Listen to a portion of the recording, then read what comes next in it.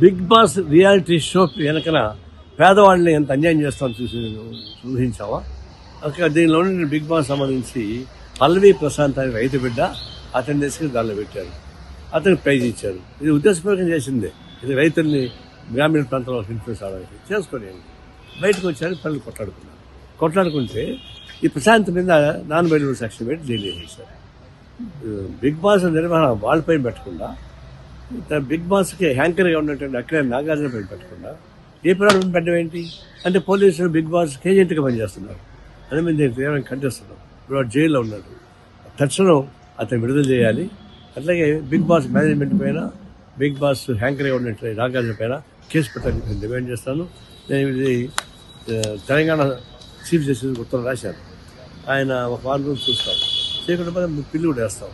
ఇది చాలా అన్యాయం. బిగ్ బాస్ వెనక జరిగే దురాగతాల్లో ఒక రైతు బిడ్డ అన్యాయం అయిపోయాడు. దీన్ని అందరూ కలిసి కాపాడుకోవాలి. బిగ్ బాస్ ఫైట్ చేయాలి. దాన్ని రద్దు చేసేది కొట్టాడతా చెప్పేసి చెప్తా ఉన్నాను.